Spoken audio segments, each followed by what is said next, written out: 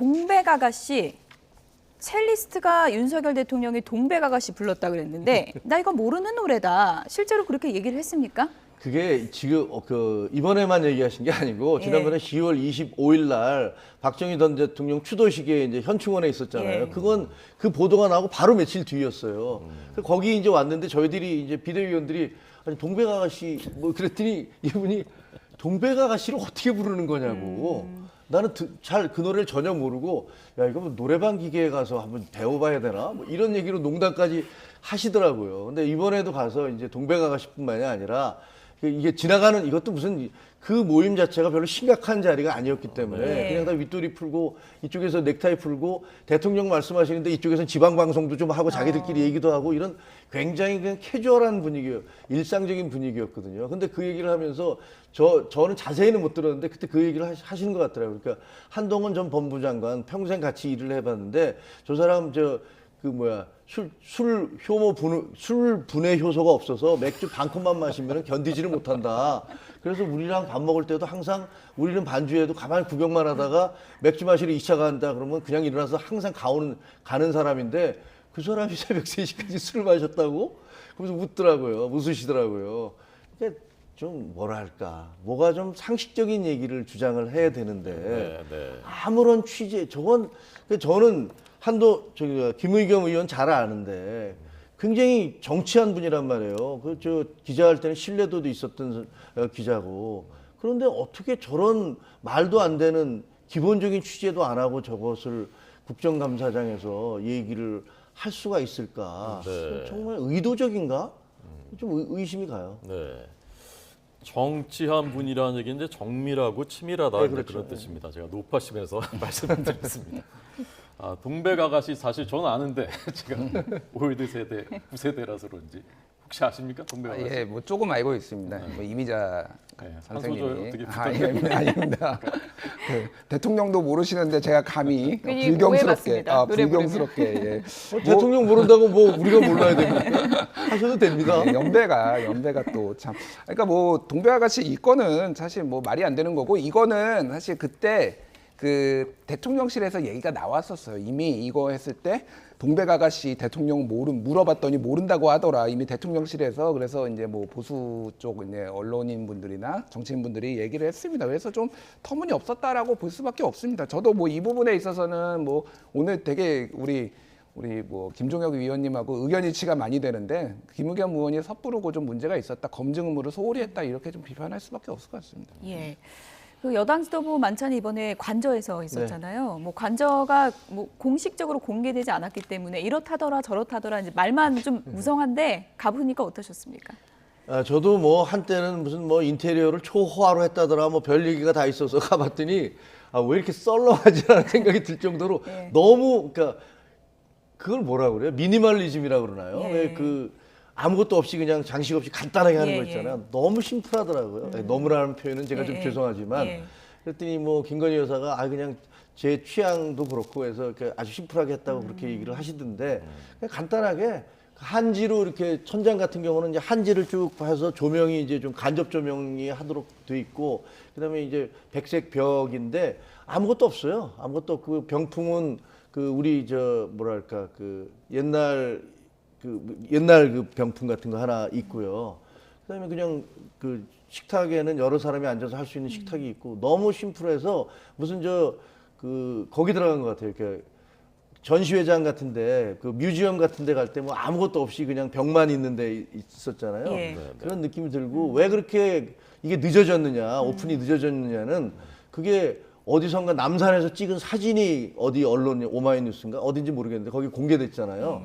그 공개된 거 보고서 경호실에서 이제 완전 난리가 났다는 거예요. 왜냐면 그 정도면 이게 저격도 가능하잖아요. 그러니까 거기다가 안 보이게 나무를 심고 하느라고 그 과정에서 이제 시간이 오래 걸렸어요. 저는 그걸 가지고서도 뭐 비판하는 쪽에서는 뭐 길이를 택하느라고 그런다, 뭐 누구의 얘기를 듣고 그것을 늦추고 있다 이런 얘기를 했는데 가보니까 그건 전혀 아니더라고요. 네. 그 만찬 때 이제 주호영 원내대표를 윤 대통령이 이제 포옹을 했다. 그래서 어떤 참석자는 그게 게 그날 하이라이트였다라고 그 평가를 했던데 어떻게 보셨습니까? 글쎄요, 뭐 속으로 부글부글 끓는다라는 얘기가 이미 여러 차례 언론에도 나오고 그게 뭐 대통령이 끌었는지 아니면 대통령실에서 끌었는지 모르겠는데 게다가 이 공개 이제 비대위원들 만찬하기 전에 소위 말하는 윤핵관들만 불러가지고 윤핵관 이제 4명 뭐 이제 장제원, 권성동, 윤한홍, 이철규 이렇게 4명 4분 부부 만찬으로 했다라는 거 아니에요? 그 4분이 23일 날 언론 보도에 따르면 23일 날 저녁에 만났는데 공교롭게 24일 날 들어가서 그 이제 국정조사와 관련해서 2분은 기권하고 2분은 반대표 던졌더라고요. 이게 뭐 대통령실 기류겠죠. 그래서 연기력이 이제 윤석열 대통령도 많이 늘으셨구나. 원래는 연기력 못 하시던 분이었는데. 칭찬하신 그래서 겁니까? 저는 뭐 대통령이면은 연기 좀 해야 된다고 생각을 합니다. 네. 너무 솔직하게 투명해가지고 문제였는데 그래도 좀 그 연기력을 이제 야당한테도 좀 보여주셨으면 좋겠다. 맨날 그 뭐 이제 아니라고 공식 반박이 나왔지만은 뭐 이제 인간 자체가 싫다 이재명 대표 뭐 그래서 안 예. 만나겠다 이런 얘기도 있었잖아요. 그래서 범죄자하고 겸상도 못하겠다 그런 마인드 좀 버리시고 이제는 조금 야당한테도 손도 벌리시고 이재명 대표 만나기 싫으면은 그럼 박홍근 원내대표라도 좀 만나셔서 당부도 좀 해주시고 그러시면 좋을 것 같아요. 예. 이 부분에 대해서 이제 좀 확실하게 얘기를 해야 될 것 같은데요. 유인태 전 고문께서 뭐 인간이 싫다 뭐 이런 얘기 했다는데 사실 그 얘기에서 그 얘기가 나왔어요. 예. 지나가는 말로. 예. 그랬더니 대통령께서 하시는 말씀이 아니 나는 그런 얘기를 한 사실이 전혀 없는데 그분이 왜 그렇게 말씀하시지? 그래서 유인태 수석이 뭐 다른 사람을 통해서 좀 만나시는 게 어떻겠느냐라고 이게 간접적으로 왔을 때 아 그거 좀 어렵다 이렇게 얘기를 했는데 그게 정작 가서는 뭐 인간이 싫어서 안 만나겠다라는 식으로 하니까 대통령이 좀 난 그런 얘기를 한 사실이 없다. 근데 왜 그렇게 말씀하셨을까라고 얘기를 하더라고요. 그리고 사실 당내에서는 이재명 대표 좀 만나시면 안 된다라는 분위기가 다수예요. 그리고 왜 그럼 원내대표라도 만나지? 그러면 저희들이 그런 얘기도 있었어요. 근데 저희들이 이제 생각하기에는 만약에 그러면 당대표와 원내대표를 갈라치기 한다고 또 대통령이 뭐 갈라치기 하기 위해서 만났다. 분열책을 하고 있다. 혹은 이재명 대표 만나면 무슨 가이드라인을 주는 거냐. 이건 뭐냐. 면죄부를 주기 위한 거냐. 이건 무슨 사인이냐. 이런 얘기들 지금까지 계속 해왔잖아요. 대통령이 누굴 만나면. 그러니까 저희들도 아니 적어도 뭐 수사 결과 이분이 무혐의가 나올지 어떨지는 아무도 모르는 거잖아요. 뭐 저희는 그렇게 보지는 않습니다만 그럴 경우에 그 다음에 움직이는 게 낫지. 지금 만나서 나중에 무슨 구설수와 정치적인 공격을 받겠느냐라는 게 저희 당에서 하는 얘기입니다. 예. 네. 주호영 원내대표랑 이렇게 포옹할 때 옆에 계셨습니까? 아, 그럼요. 다 보고 있었죠. 그 전에 뭐 좀 섭섭한 얘기라든지 뭐 대통령실에서 주호영 원내대표에 대해서 좀 섭섭함이 있다 이런 기사도 많았잖아요. 그런 내용은 전혀 나오지 않았습니까? 그러니까 저도 그렇게 예상을 하고 혹시 뭐가 있는 거 아니야? 보도만 봤으니까요. 예. 그래서 갔어요. 그랬더니 웬걸 너무 사이가 좋아서 그래서 이게 뭐지? 라는 생각이 들더라고요. 그래서 뭐 고생하셨다. 이번에 뭐 오석준 대법관 통과시키는데 주호영 대표가 이제 그 당원 카타르에 원래 나가기로 됐던 의원들한테도 이거 투표 결과가 어떻게 될지 모르니까 다 비상대기해라. 그래서 안 나가게 했고 그러면 이제 투표를 해서 뭐 여야가 국조가 합의되는 바람에 이게 통과됐지만 사실 그게 안 될 수도 있었거든요.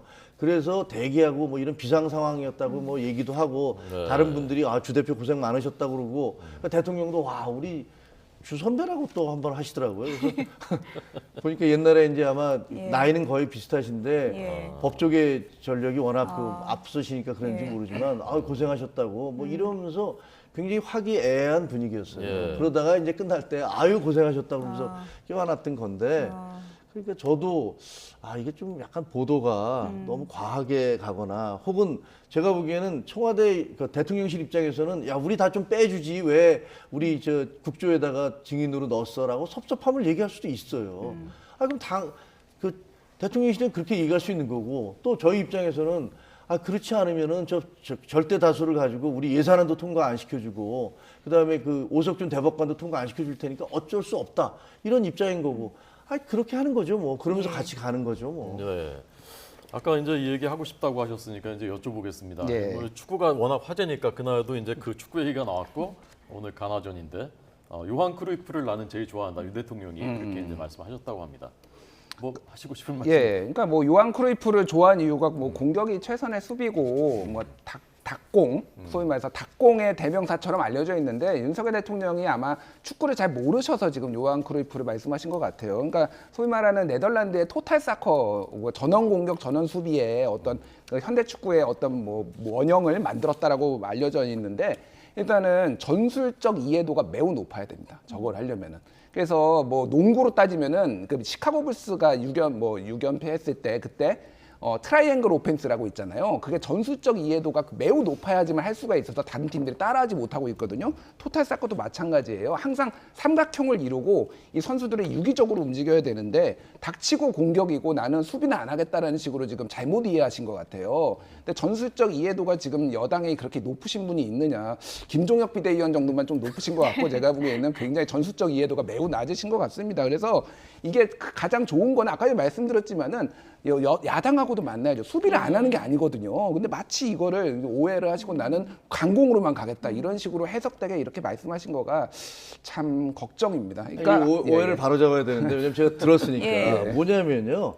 일단 저도 윤석열 대통령이 야구를 좋아하신다는 얘기는 들었지만 축구 좋아하는지 몰랐는데 2002년도에 변호사 시절에 예. 그 월드컵 때잖아요. 세 곳인가에 직접 현장에 가서 다 구경을 했답니다. 그래서 아 대통령이 축구를 굉장히 좋아하시는구나. 난 깜짝 놀랐습니다. 어지간하면 그 표 구하기도 어려운데 가서 그 현장에 가서 직접 그 경기를 보겠습니까? 그렇게 얘기를 하시면서 요한 크루이프를 얘기를 할 때는 뭐라 그러냐면 예. 이게 전술의 그런 문제가 아니고 굉장히 펠레처럼 기술이 뛰어나거나 이런 사람이 아닌데 굉장히 최선을 다해서 정직하게 축구를 한다. 이런 얘기였어요. 물론 그게 무슨 닥치고 공격인지 뭔지 저는 잘 모릅니다. 그래서 그런지는 모르지만 예. 대통령이 얘기했던 것은 예. 요한 크루이프는 굉장히 정직하고 예. 최선을 다해서 본인이 타고난 기술은 없어도 선수로서 열심히 한다.